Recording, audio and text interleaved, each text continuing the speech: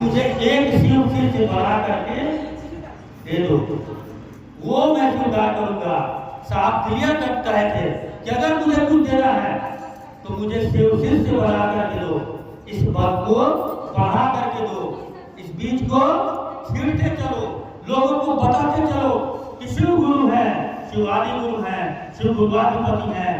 ये जब से संसार चालू है तब से शुरू है, लेकिन इसको बताने वाला कोई नहीं था।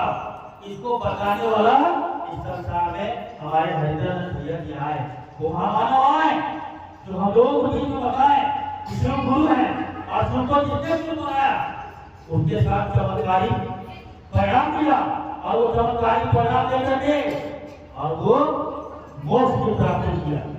इसलिए शिव को गुरु बनाया, लोगों को बताए, जागृत करें कि हे गुरु भाई, गुरु बहन, शिव को गुरु बनाइए, ताकि इस संसार में भोग करके उपभोग कहा क्या है कि लोग आता है यहाँ पर भोगने के लिए, लेकिन अपने कर्मों से, अपने सोच से भोगा करके जाता है, भोगता नहीं है।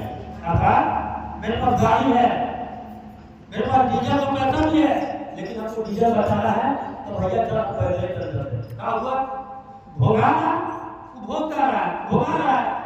मेरे पास सब कुछ है, मेरे पास सारा व्यवस्था है, और हम देख रहे हैं कि मार्केट में नया नया कटहल दिया है, लेकिन जैसे है 150 रुपया, तो पैसा भी है, लेकिन सारा हम आपको मार लिए कि ना आपको नहीं करना, तो क्या हुआ? भोगा रहे हैं।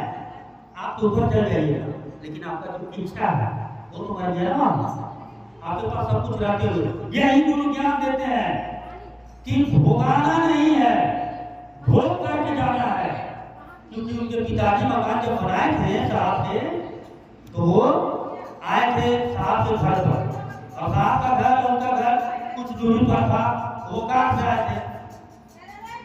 अचानक अगर तूफान आ गया तो साहब के पिताजी उनके जाने लगे, तो साहब बोले कि पिताजी आप कहाँ जाना है, इतना आंधी तूफान में आप कहाँ जाइएगा?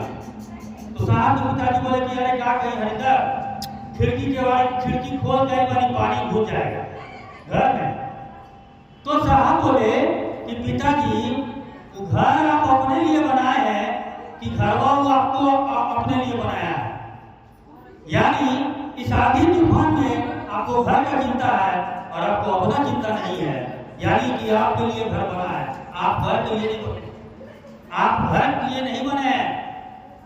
जब पानी रुकेगा तो आराम से जाइएगा, जैसे होगा गंदा फिर साफ होगा, फिर से आप साफ कर सुथरा करके